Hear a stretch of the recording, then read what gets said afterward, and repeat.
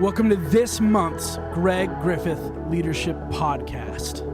Join Greg Griffith as we together learn what it means to be leaders of our world as we faithfully love and faithfully lead. Like, share, rate, and review this podcast with your friends and others of influence, for they too are looking for people like you to help them lead and love day to day. Without further ado, here is your host, Greg Griffith. Well, hello, listeners. It is so good to be back with you. And today, first of all, I'm just honored and humbled and thankful for you listening to this.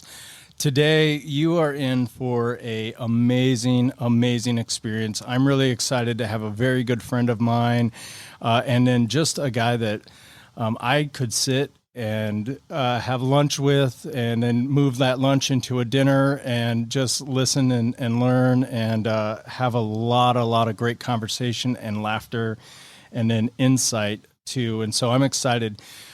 Real quick too, as you're listening, for those of you who have submitted reviews, thank you for that. That is so helpful. I would also invite you, whatever platform you're using on this, to like, share, and rate this podcast. That really just helps us get this out to even more people. So like, share, rate this, and let's get that out there. And so thankful for that. Hey, I don't want to spend a whole lot of time talking about things of this podcast. I'd rather just get into my guest for this month. And he is a good friend. I've gotten to know him over the past 2 years and have really just enjoyed getting to know him and his family, his wonderful wife, Valerie, and his kids, Emily, Lauren, and Carson. And his name is Ryan Downs, and he is a tremendous entrepreneur, tremendous mind of insight and thought and business, and also just has a variety of amazing stories and influence as well.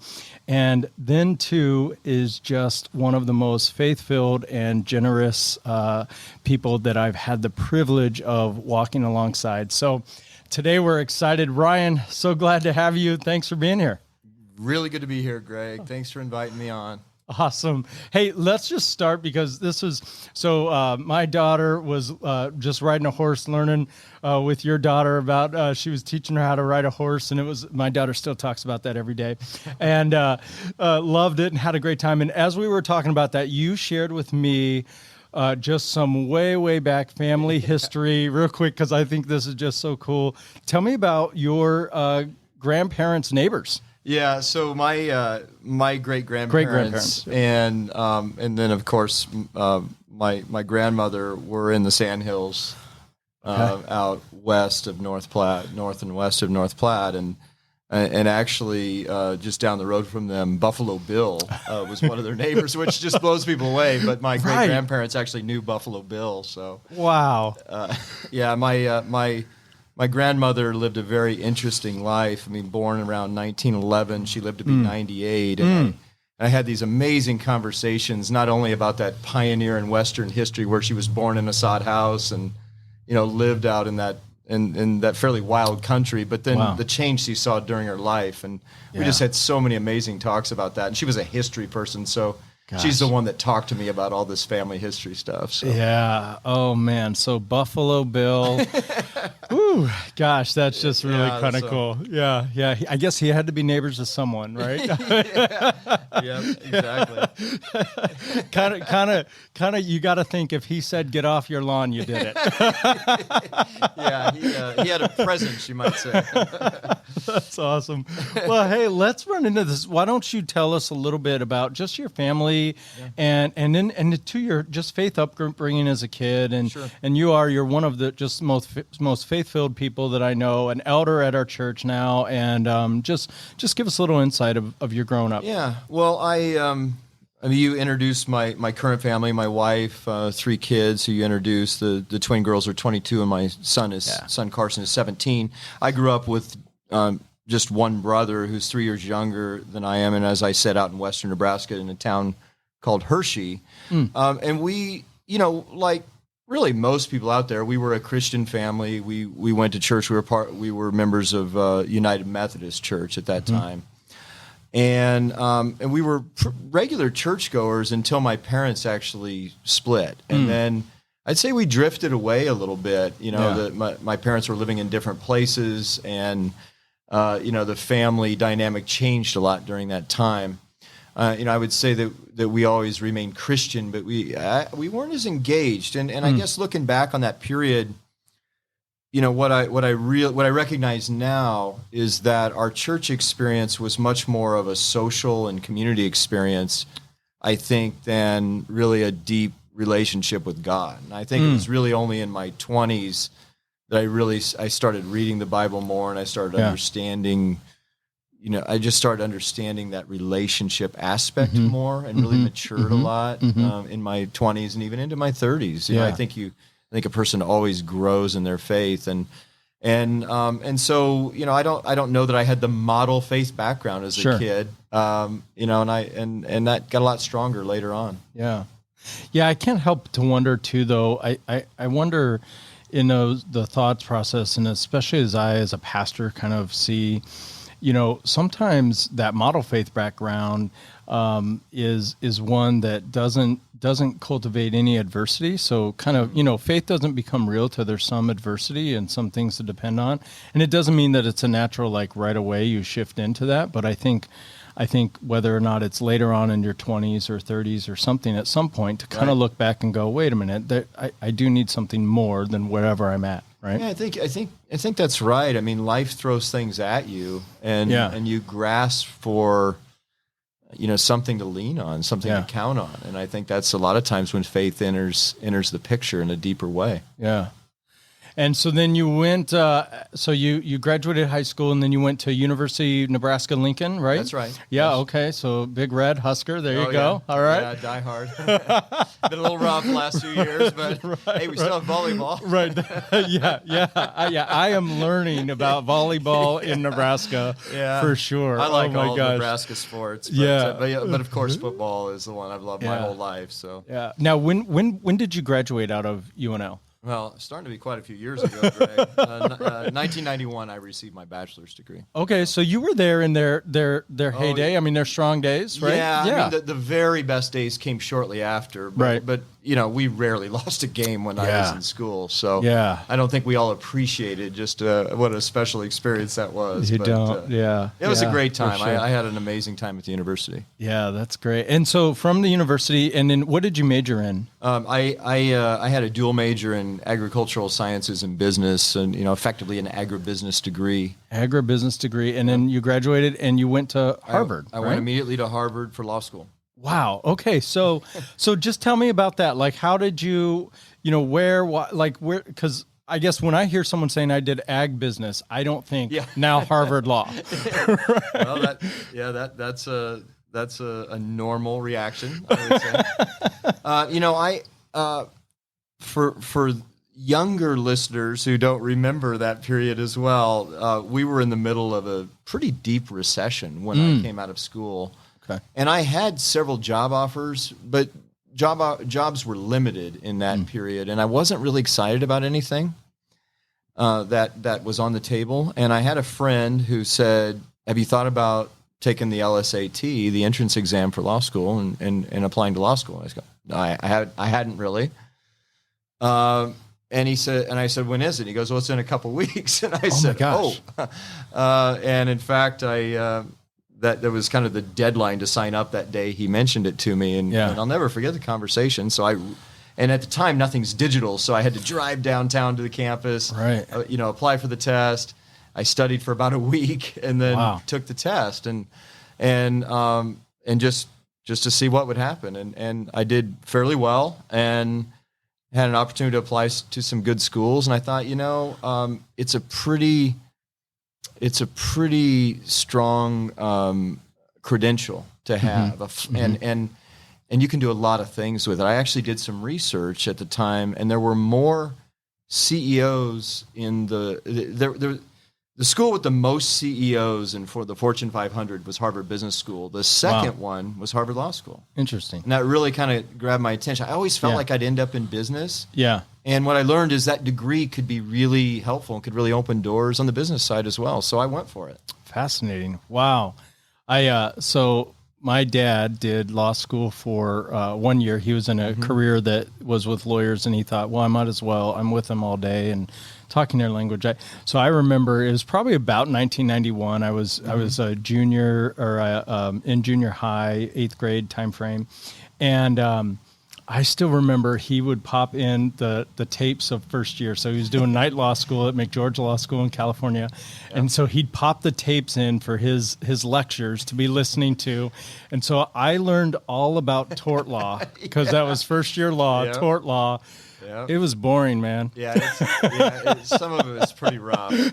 I mean, I look back and it was a great overall experience, but some of it was pretty rough. So Midwestern Nebraskan, now in Harvard, Boston, Massachusetts, Cambridge area. Lori and I actually did a quick tour of Harvard. It was a beautiful campus there.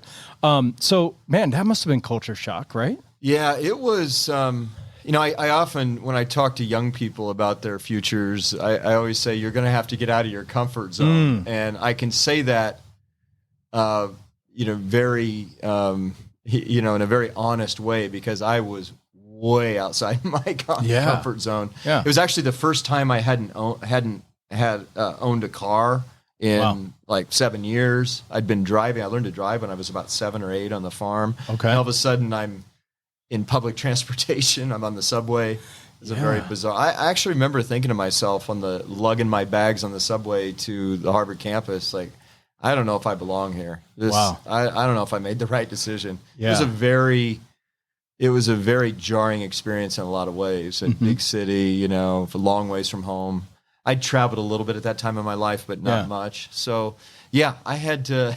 I just had to dive in. But what I found, when you go to these interesting places like this that have diverse student bodies, is everybody else felt the same way. And I just remember, meeting a young guy from Texas and a young guy from Ohio and a young guy from Utah. We're like, we're all lost. None of us feel like we belong there. We're all out of our comfort zones. And so we just, attack that experience together, and it works out. It ended up being a great thing. That's awesome. So I would think the Texan and Nebraskan, you guys were able to put aside your Big 12 differences. Probably. Texans and Nebraskans, we get along great. Now, it was a little offensive when I told a buddy of mine from the hill country out by Uvalde, Texas. I told him I was from Nebraska. He goes, the northern Texas is where you're from. Like, okay. He had a shirt that said United States of Texas. Yes, he had this enormous Texas A&M ring he wore all the time. You get some of that. That's right. But in the end, our values and our worldviews were not too far apart. We had a great time together. So that would have been about the time, from what you said, about the time where you kind of re-engaged into faith there. Because you'd have been in that mid-20s time frame, right? And actually even a little bit in the university. I had a very close friend, still a very close friend today, and he, frankly, he would kick me out of bed on Sunday mornings and take me to church with him. Yeah. Which was amazing. I mean, I'm very thankful that I've had people like that in my life. Yeah. And so and that continued. I continued to go. I would say not all the time at Harvard. I mean, but I continued to go there. But it was really once I got out of school and married Valerie that we became much more regular churchgoers, and I really started to understand what was going on. Yeah. But there were still those moments along the way that were keeping me connected. Yeah. And that was important. Yeah. I think it's tough for people in their young 20s. They don't know. Totally. They don't know a lot of things, and they've got a lot thrown at them, and the world's complex and fast moving. And so you just have those key people that keep you connected, and those key moments that keep you connected. And I had those along the way. It really, I think you, and this is something I think is important at all ages, from I would say, even like I think about my two kids, and one's a high schooler now, and one's in fourth grade. But I think about the importance of surrounding yourself with people, right? And that, I mean, you had a guy who said, "Hey, I'm going to church. You're coming with me," right? Like just the value of that, and then surrounding that way throughout life, right? I have found it never ends. That you need to surround yourself with people that are going places that you actually desire to go.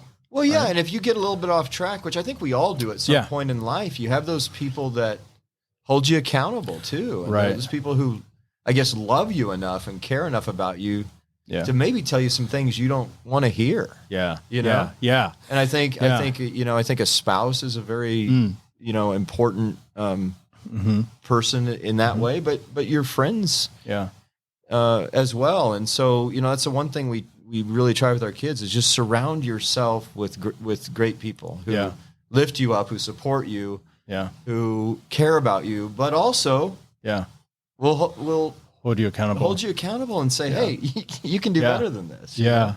That's so true. I think it's so important. And it doesn't mean, I think you said two things that I really want to just press into a little bit. First of all, I think all of us are going to get off track at some point in our lives, right? And that's just kind of normal, because we end up finding something that, just having those moments where we're just like, oh, maybe I'll chase after this for a little bit, and we lose our footing, right?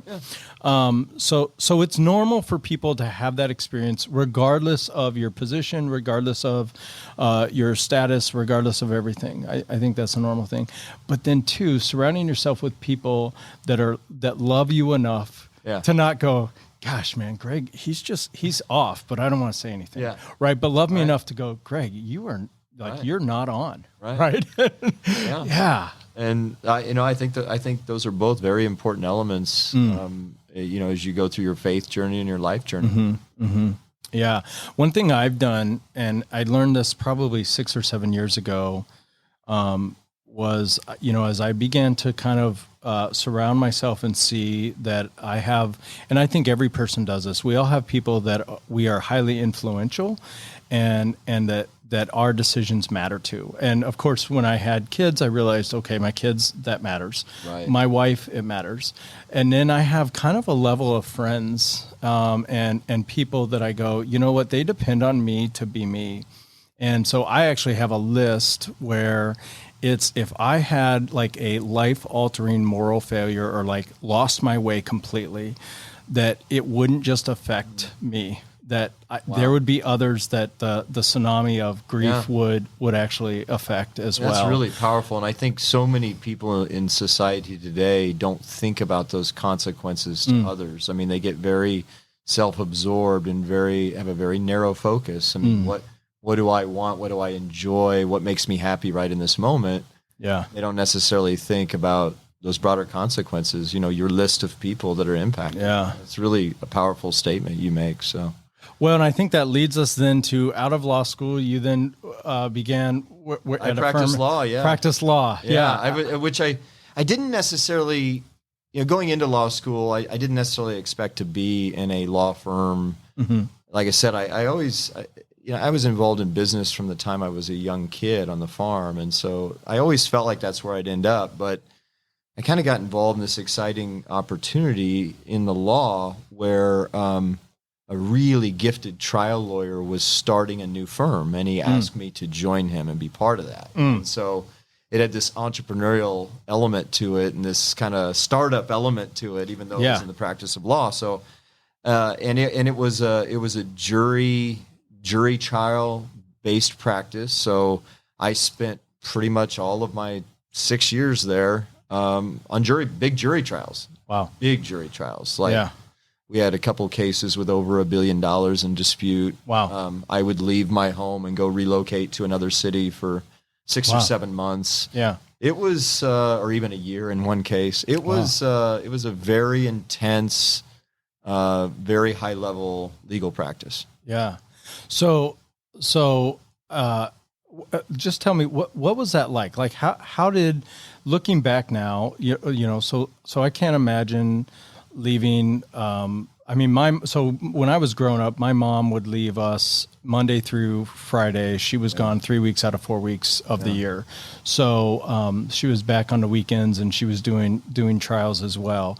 But I can't imagine a year of that, right? Like, so like how did... Well, we didn't have kids at the time, which is a very important piece, because when we eventually had kids, that helped push me out of that lifestyle into something else. But it was hard on our marriage. Yeah. It really was. A lot of time apart. And then what Valerie always told me is, even when we were together, I was still often distracted, either mentally or on calls or dealing with emails or writing briefs or whatever it was. So it was, it was pretty demanding on us. And while I take away a lot of good things from that time in my life, there was some strain there, and I don't think it was sustainable. Yeah. Yeah. So what was it that finally you said, all right, I'm out of law, I'm out of this legal? I mean, it's kind of a complex combination of factors. Of course, I mentioned the one with the travel and the lifestyle. I mean, it was tough. We had twin baby girls. Okay. Yep. Where that absence, kind of to your earlier point, decisions you make have a huge impact on others. And, so now you've not only have a wife, but you have a young mom with two very demanding little creatures. Yeah. That just changes everything. And I wanted to be with him. It wasn't a burden that I wanted to be with him. So that was a big piece. But in the end, I could have gone to a less intense law practice theoretically. Sure. So in the end, leaving law was really about wanting to move into business and build companies. I was just much more enamored by our clients who were building something, and building something lasting and solving a problem out in the world, in the marketplace. I was much more enamored by that than I was being, in a sense, a service provider to those entities. So I just remember sitting in an airplane one time, looking at the partner I was traveling with, who was 67 years old, and he looked worn out. He looked unhappy. His family situation didn't seem to be at least what I wanted for my family situation. I'm like, I can use my talents, my gifts for something that not only is better for me and my family, but maybe even better for the world. Yeah. So I quit. Yeah. Wow. I just quit. And then I told Valerie. so I speak to a lot of young people in classrooms, or just, I mentor some young people, and I just always tell them, this was a good lesson. Talk to your wife before you give up a very lucrative law practice. But you know what? She was so happy. Yeah. Because at the same time, we agreed to move back here where we would have family support, because her whole family's from here. Okay. And, she didn't care if I ever made any money again in my life. I was going to be around. You were around. I was going to be a better father. I was going to be a better husband. Yeah. So it was really, you have these major inflection points in your life. And I think there's only 2 or 3 or 4 of those that we all get. Yep. That was a major inflection point for me. Yeah. That changed the trajectory of the rest of my life, that one decision. So, I was just talking to my wife, probably about 4 or 5 months ago. And finally we were kind of coming out. Obviously we made a big life decision as well, about 2 years ago, to move to Omaha, Nebraska. And I was talking with Lori, and I said, how interesting it is that there are a few of them. Everyone has a couple, maybe 3 or 4 of them, but of one decisions that change your whole life. That's right. Right. And, and whether you take it or don't take it. And exactly. It's fascinating, right? Yeah. So and we could talk a long time about this, but you have to identify these moments in time. Mm-hmm. And then you have to oftentimes step out of what, your current comfort zone, something that is working for you, and go do something totally different. So that's hard. There's a risk with it. Yeah. But I always feel that people overestimate the downside of those big decisions and underestimate the upside. The upside. Of those. Yeah. And so I tend to lean toward being a person of action. Like, let's try it. You know, it may not work, but let's try it. Yeah. I put it this way. I think a lot of time, and I think actually this is human nature. And so obviously working in a church, right, I'm always a person saying, what's next? How do we reach next? And obviously sometimes in a church, that's really hard for people because we don't like change. And I think the human nature is exactly what you said, that we overvalue what we currently have and we undervalue what will be. Yes. Right. I mean, and we see this all the time. Like when flip phones came out, I was like, oh, so small. I am not going to do that. Right. And then when we got the phones with the screen and big, I was like, I hate things in my pocket. I would never have that.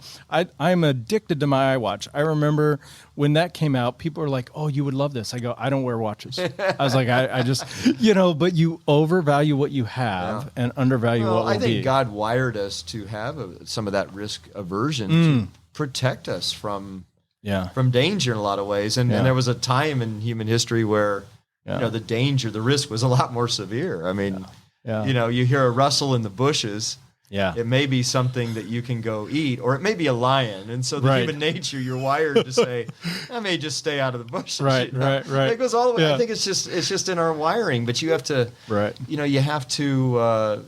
you have to step out of that natural tendency. That's when you get a lot of life's richness and it might not be financial richness. I mean, it can be relationships, experiences, travel, people you meet that influence you and inspire you. I mean, if you just sit tight and do what you're doing, you're not going to get any of those things. Well, so this is a side spot, and I do want to dive just into this because you are so unique. I've never met someone that is so willing to move out of his comfort zone when it comes to the level of spicy food. Holy mackerel, man. I'm excited. Yes. We're going to have Thai food after the recording of this. And I know where we're going. Like they have a 0 to 10 on spice and you're going to order 15, right? Yeah. Okay. So how did you, and I'm a Californian, so I knew a lot of, a lot of Midwesterners, and most of them are adverse to any form of uncomfortable spice level. Yeah. So how did you develop that? So growing up, as you might imagine, I mean, salt and pepper was it, right? Yeah. And it was a very bland kind of meat, potatoes, and then vegetables out of the garden. That was kind of, that was kind of our palate. Yeah. Which I still love, the good old comfort food. But it's actually, I mentioned when I practiced law, I lived in various places, and one place I lived was Chicago, and there were a couple older attorneys I was working with who were obsessed with Thai food. Wow. And so they just kind of walk around the halls like, we're getting Thai food, let's go. And so we started going, and of course I started with the Thai dish with training wheels, which is pad Thai. Pad Thai. Which is totally bland, but I still loved it. And then and they would do this family style. So they'd order a whole bunch of different curries, and I tried one of these. It was I'm like, wow, that's hot, but I really like it. And then just great. And then all of a sudden, after doing this for a month or two, Thai food becomes my favorite food, and I just keep ramping it up. And I mean, the Thai people know how to spice things up, and their peppers are amazing.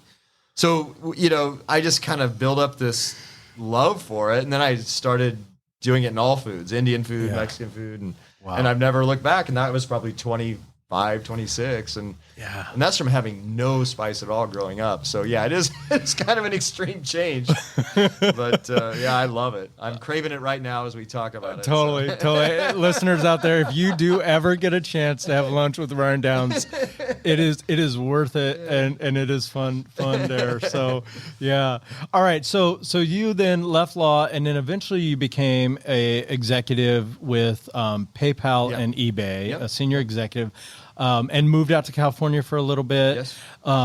Man, let's just talk a little bit about, first, so I grew up in California, so I know how hard it is to just stay rooted in values, right? And then you were with these two companies at their early days. PayPal very early. PayPal eBay very was a little early? more established when they acquired PayPal, but Okay. I started with PayPal in 2001. So Oh, wow. that's a long time Okay. ago. I'm kind of an internet dinosaur at this point. But Yeah. I've Yeah. been doing this a while. So Yeah. Tell us a little bit about that. Like, just walk us through some of that. Especially the early days. yeah, so PayPal had this wild idea that everybody thought was crazy to, send money to anonymous strangers, on the internet. I remember when PayPal came out, I was like, who would ever do this? I was like, this is not. Now, my dad also did not allow our workout gyms to have our bank access. So I grew up with, no, you don't ever let anyone know your bank number. Right. So, the whole world was kind of stacked against this company. I mean, consumer tendencies were not to do this. Regulators hated it. Banks hated it. Right. Visa, MasterCard hated it. I mean, it was, and I think that's what excited me about it, because the whole world was saying this can't be done. And that whole team, and by the way, we won't go into a lot of details, but that the founding team and the early people in PayPal went and started, 100 other companies, and you've heard of most of them. I mean, this was a whole generation of people who thrived on doing things that people said couldn't be done.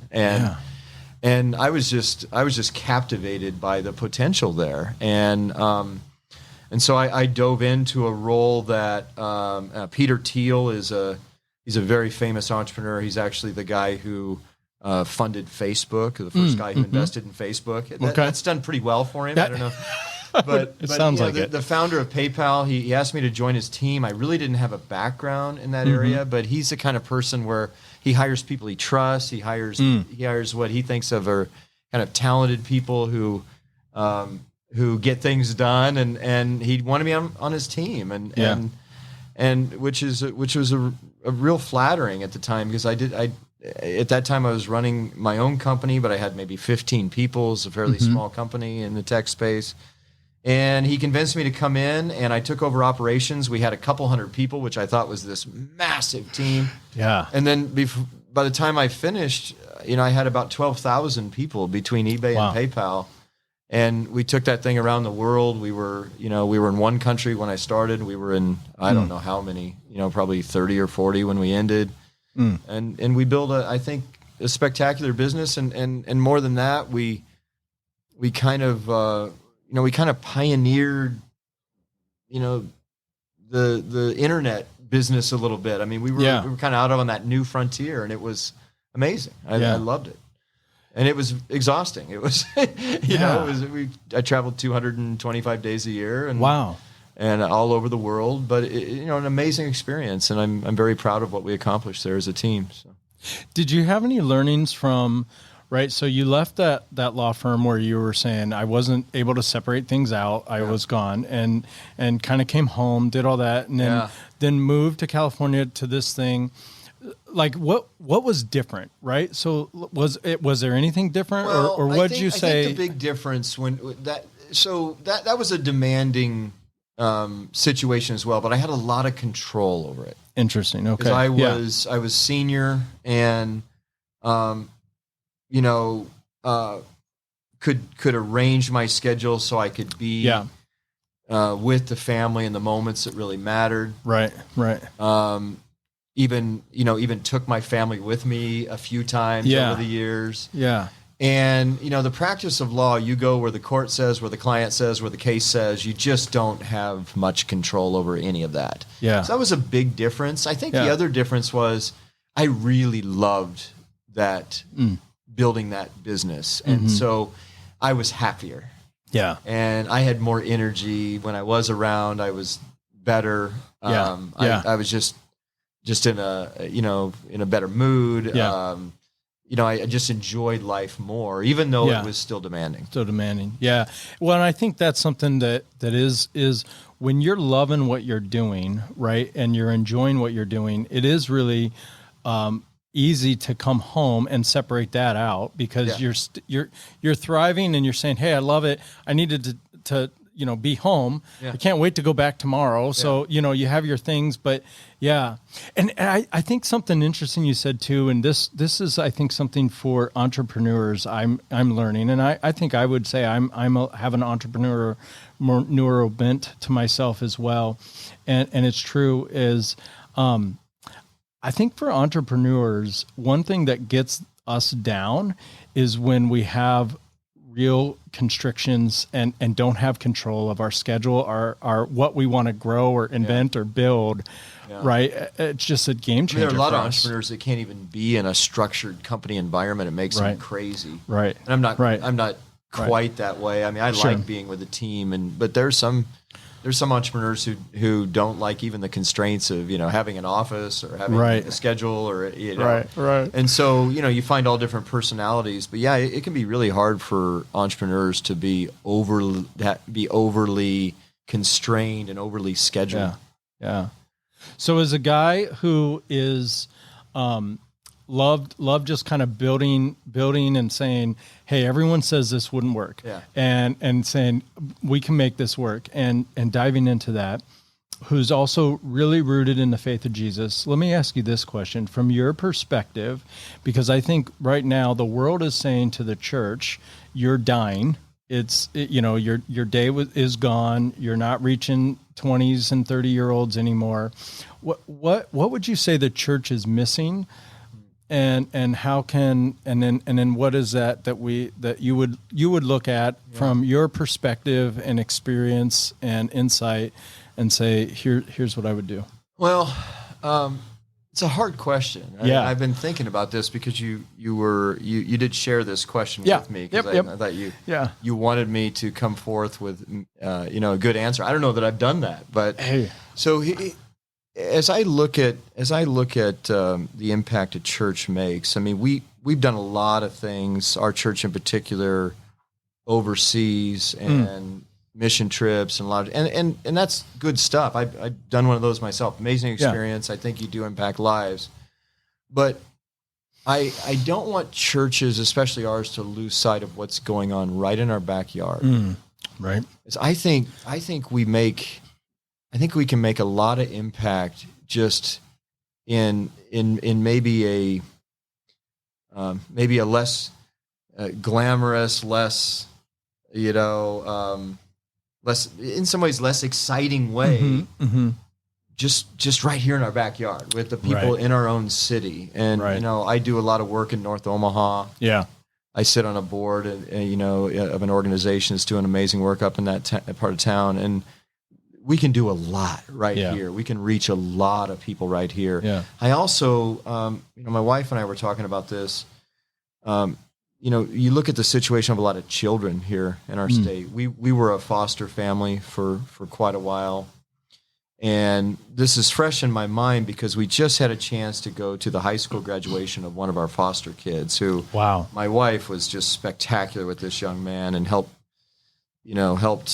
improve, his situation, but also support him as he found a permanent family and was adopted, and she stayed in touch with him, birthday cards, Christmas cards, all this. So she's been wonderful. We had a chance to go to this young man's graduation. You know what? He's going to make it. He's going into the military. He's going to make it. And this is a kid who, I can't even tell you how rough his background was. Sure. And he's one of, 10,000 out there that have had that. And I think, so that's one area that kind of comes to mind. But I think, let's not lose track of what's going on in our backyard and how you can connect with people with some of the simplest things through food, through love, through, just supporting these kids, supporting adoption, supporting foster care. Those basic things right here in our backyard can really make a huge difference.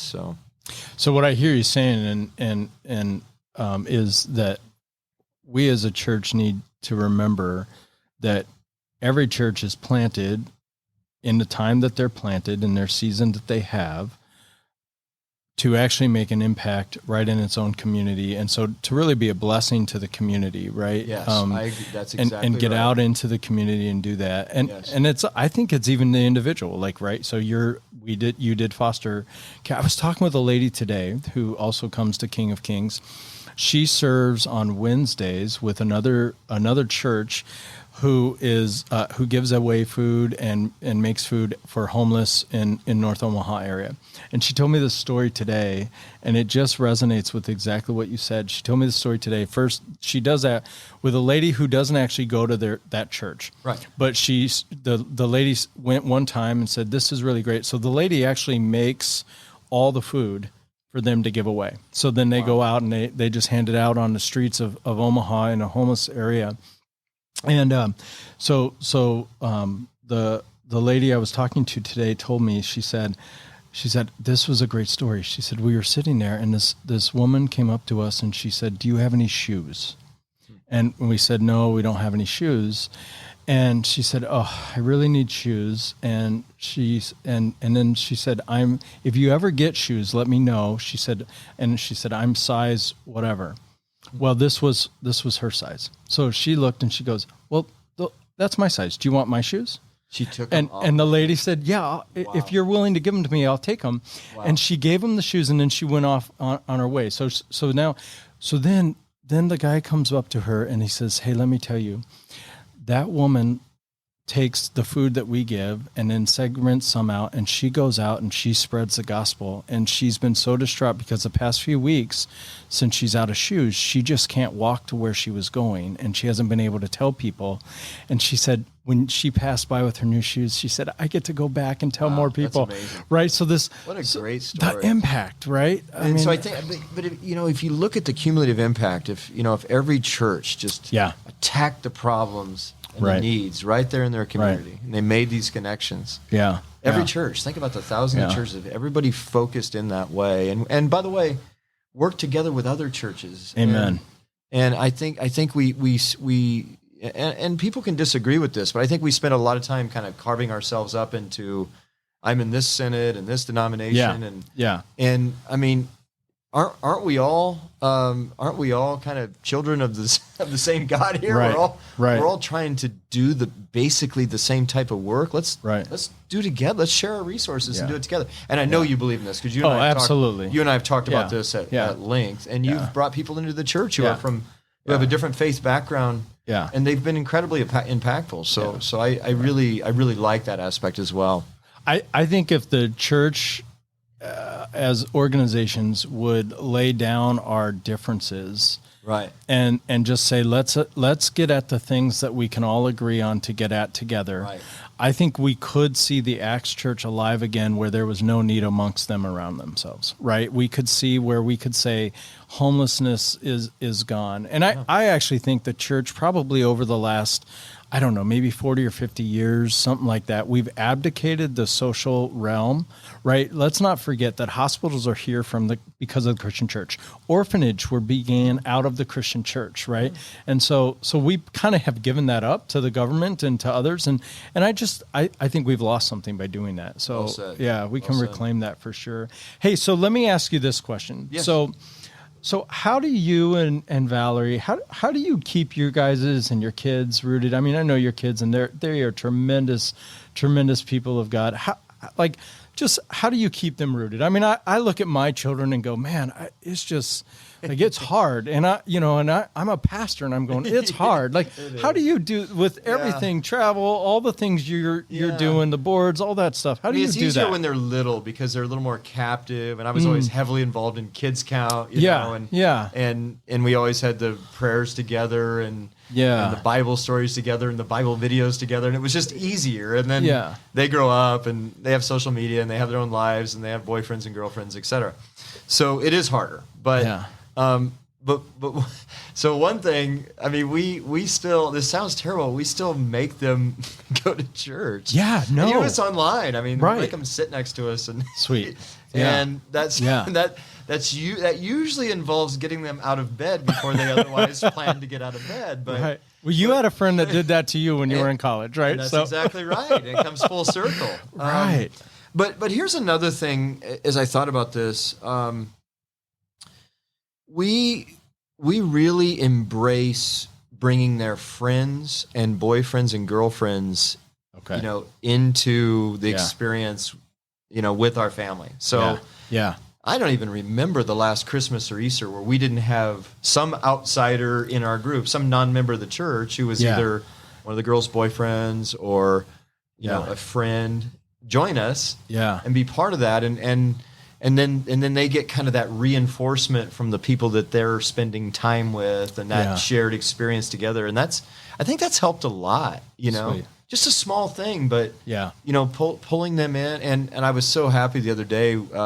Lauren has just started dating a new young man. He's a very nice young man, and they were talking about where they were going to church on Sunday, you know, and together. I'm like, wow, that's amazing. There you go. It's because we've encouraged that, and they've felt very comfortable doing that for a long time. So a small thing again, but those small things, like I said, over time, they maintain that connection until they get to a point of enough maturity where they're, you know, they sort of get it like I did. You know? So. No, that's good. That's good. Hey, so Ryan, real quick, what's one challenge you're facing right now, and how are you going about it? My challenge is this may be more my wife's challenge, but I have not selected my next permanent career, your next step path, and I think she's ready for me to do that. I don't know. I'm kind of a restless person. Like I want to get going on something and get building something. And so when that's not going on in my life, I do get a little unsettled. Okay. And so I'm trying to figure that. The good news, I guess, I mean, is I have a number of potential things on the table right now. Sure.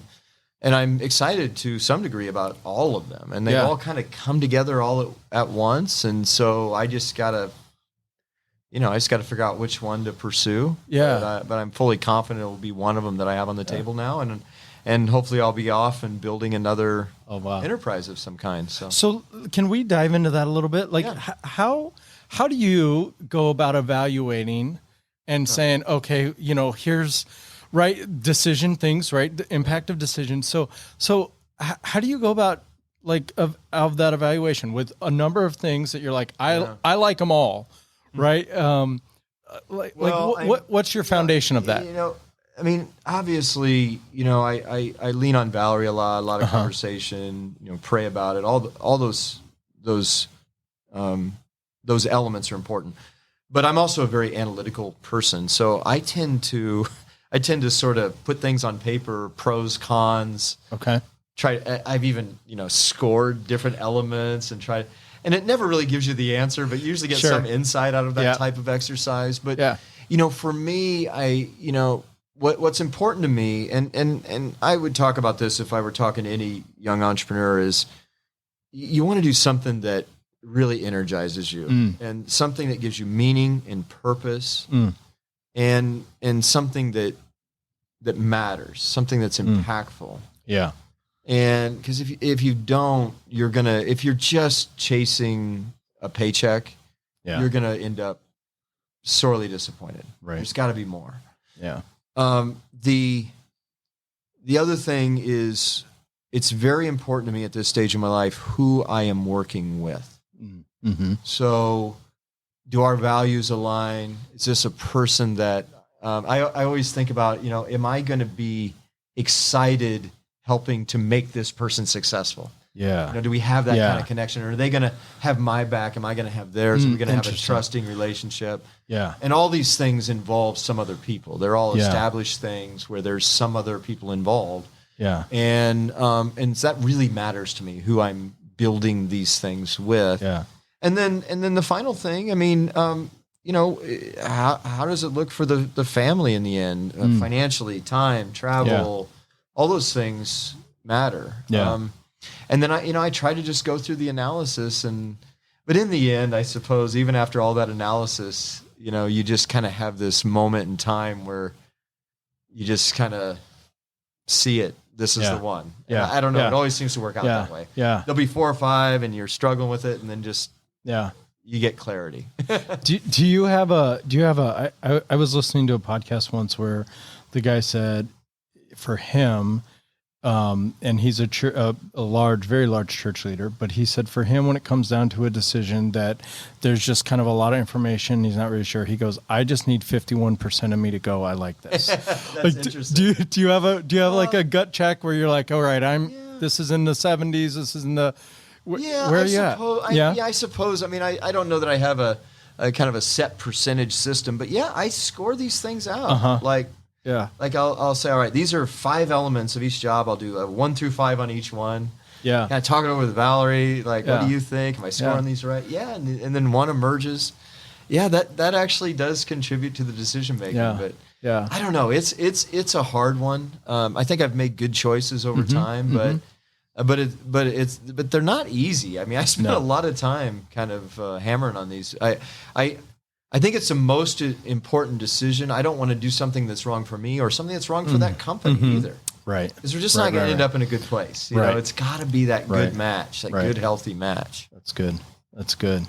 All right, last 2 questions here, and more now. Let's speak into maybe some young entrepreneur. I was actually just talking with a young entrepreneur, young church leader the other day. He's just amazing young man.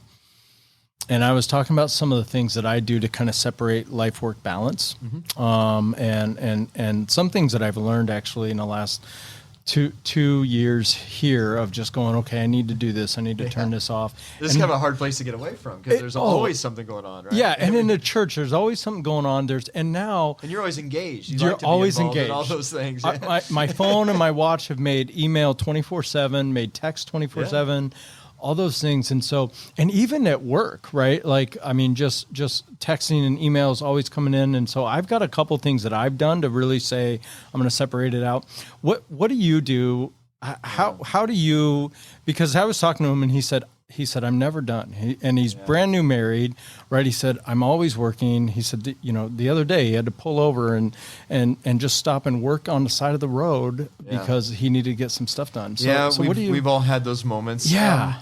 Look, I am far from perfect at this. I will just tell none of us you are. Because I feel, especially when you're in the most senior leadership roles like you are right now. Mm-hmm. I mean, you care and you feel obligated. It's obligated. You feel responsible. You have a passion. You want to be there for people. Yeah. You want to be there for the organization. Sometimes you just love it and you want to engage in a topic, but you have to remember back to where you started this, a very profound statement you made about you got to think about the consequences to others. And your family needs you and your wife needs you and you need some downtime. So you have to force it. And I've had moments where I just said, look, I'm shutting off the phone from this to this and I will not look at it. And I slip. I slip from time to time because there's something going on. Right, yeah. But there, and sometimes my wife reminds me that I'm slipping. And that's okay. Yeah. Accountability partner. But you try it, and if you get it right 80% of the time, you've still clawed back a lot of time for your family. Yeah. We don't have the phones at the dinner table. We have dinner together. If you're in the house, you're going to come down. We're going to eat together. Yep. Vacations. I was just talking to a guy from Denmark. I love people from the Scandinavian part of the world. They just have good balance in their lives, and it's a company I'm looking at, and they wanted to interview me next week, and I'm going to be out of town on vacation with my family. And he said, "Oh, we're not touching that. You need to go on vacation." Wow. He goes, I'm from Scandinavia. Vacations are important. You need that. Yeah. And your company, your organization needs you to go have that. Right. Because you're not going to be as good to them. Right. And so we've always been pretty good about not only scheduling them and going, but actually unplugging. Yeah. Yeah. Again, not perfect. Yeah. My wife can tell you about the family wedding in Atlanta where I was on phone conferences most of the trip. And we have those moments, but you head in and you really put a lot of effort in and you try to keep that separation. Yeah. Those are just a few things, but I think you just need to be aware of it and have a set of guidelines and try to live by, but you're just not going to be perfect. Right. Don't beat yourself up. Don't attack your spouse if they have to deal with something. It's kind of the way it is when you're in a position of responsibility, but try to build those boundaries, build that separation, and then log in again if you have to at 10 o'clock when the kids are in bed and and you've taken care of your family duties, go ahead and log in and clean up some email. That's fine. Yeah. Or get up really early. Yeah. Nobody in my family gets up early. So if I have to do something, I can do it at 6 a.m. because nobody's going to be interacting with me in our house. So yeah, that's good. That's good. Oh, that's rich. Yeah. I was saying a couple things I've learned is, one, so my phone at 9:00 is turned on to do not disturb automatically. And then I'm done. And so that do not disturb doesn't come back on turn off till about 5:45 in the morning. Yeah. And then I was actually sharing too, because I found with phones that when I actually come to the office, I have my first 8 o'clock to 9 o'clock hour, I do devotions and time. And then I'll usually finish a little bit of where I want to get through by about 8:40. And then I do one last kind of text check with some groups of friends and stuff like that. And then I actually put the phone in the corner of my office. Oh. It doesn't go with me to meetings. It doesn't go interact with people. And then I'm with people and I'm doing my job. Yep. And then for me, 4 o'clock to 5 o'clock is do my day's email. So my email gets to 0. And then once I go home, this is the first job. So 15 years before, my computer went home with me every night.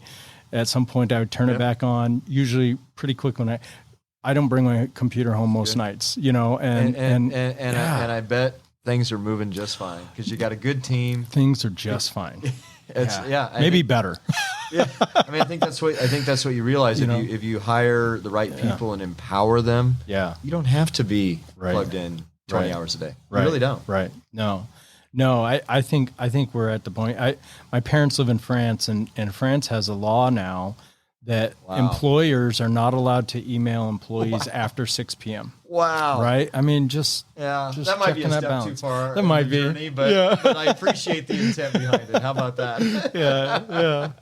Oh man. Okay, so young woman or young man entrepreneur gets into an elevator. They've listened to this podcast and go, "You look like Ryan Downs that I heard on the radio."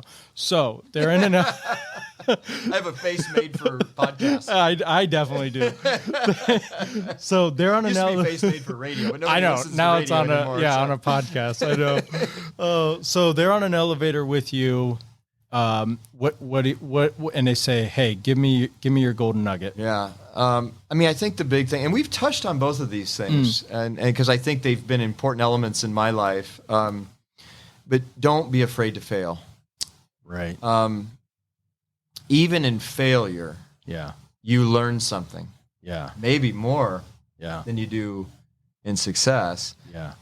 You meet people, you develop skills, you learn about yourself, you learn about resiliency. Yeah. I mean, we are usually more resilient than we give ourselves credit for. Yeah. Yeah.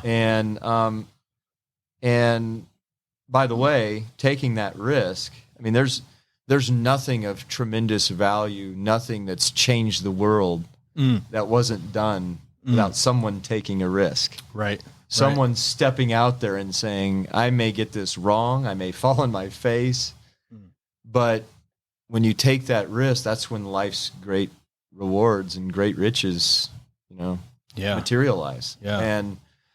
And so that's number one.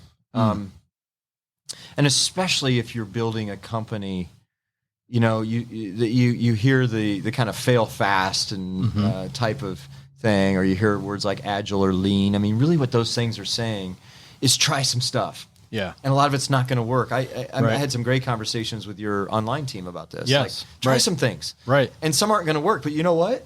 Yeah. One or two might. Right. You never would have got there if you weren't out there, trying and iterating and I just think that's kind of a good lesson for your life. Try it.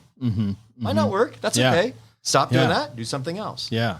Again, we overestimate the downside on a lot of these things, and young entrepreneurs, they rarely are going to fail because they took too much action, tried too many things. Right.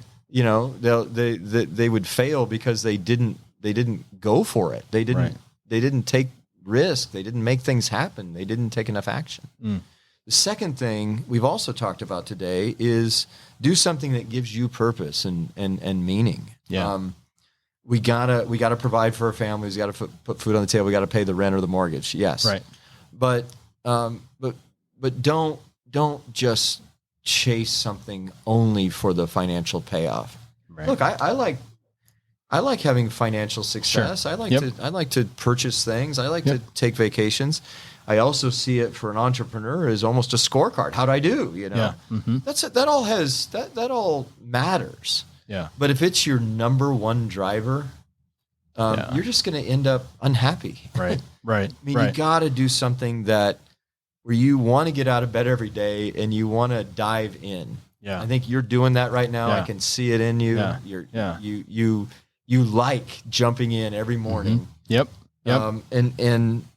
And making a difference, making things happen. And I think when you enjoy what you're doing, you're a better parent, you're a better husband, you're a better friend, you're a better boss, you're a better employee. Yeah. I think these things all go hand in hand. And, I had the pleasure of seeing Tom Osborne speak at, the legendary Husker coach speak at my girls' graduation. I actually saw it twice because they had 2 graduations. And, he talked about, do something that fits your talents and your interests and your gifts. Yeah. And you'll have a much richer life. So you may, and you may even in the end up in a better place financially than you did in taking the higher paycheck with something you didn't enjoy. Yeah. Because you're passionate about it. Yeah. And you're good at it. Yeah. And you want to do it at full speed every day. And that's usually how you get good results in an organization or a business. So those would be the 2 things I'd tell an entrepreneur. Those are rich. I think that's really, really good. I'm reminded as I was listening to that, I'm reminded of the reality that when we do things for paycheck and we think it's, I just need to get this much money, that we'll actually never achieve where we go, okay, now I have enough. That's that old axiom that no matter how much you have, you always say, if I only had 10% more. And I think that happens when money's the driving force. Yeah. When it's not, when it's purpose, its value, its mission, whatever it is that you're diving into, it's not saying that you don't get money or you don't earn what you're working on. But at that point, the money doesn't drive anything because when the money does drive it, you won't find happiness. You'll always be chasing more, right? Yeah, you will. And I think you just usually remain dissatisfied in some way when that's your sole measuring stick. Right. That's good. Any closing thoughts? Anything you're like, oh man, I gotta share this? Well, look, I think I would just say to anybody listening that I have thoroughly enjoyed getting to know you, and I just think Mark Zender is a dear friend. He did an amazing job for this church, and I thought, man, how are we going to find the right situation with another pastor to come in, another lead pastor, and I'm just thrilled that we found you. I mean, you've been a real blessing for this church. Just right place and time. You bring a lot of energy, a lot of ideas. Your team is obviously thriving. They love working with you, and so I've just really enjoyed being on the board and being part of your journey, and we're just thrilled to have you here. Well, the blessings certainly go both ways, and it's been a lot of fun. And man, we get to go have lunch now. Yeah, sound good? We're gonna crank up the spice. I know that. I'm gonna up my level 1. I'm gonna move from 7 to 8, which it is really spicy. So hey, thanks so much for listening today, Ryan. Thank you so much for taking the time out today and being with us. And I know this has impacted and poured into the life of someone listening today, and so that's really awesome. Once again, like, share, rate, and review this podcast. And hey, next week, Julie and I will be once again sharing a little bit about management and strategy and things that we're looking at, and we're going to be talking about hiring well. So how we go about getting after that. All right. Thanks, everyone. Thank you for being a part of this month's Greg Griffith Leadership Podcast. Join Greg next month for leadership insights to faithfully love and faithfully lead. Now go be terrific today.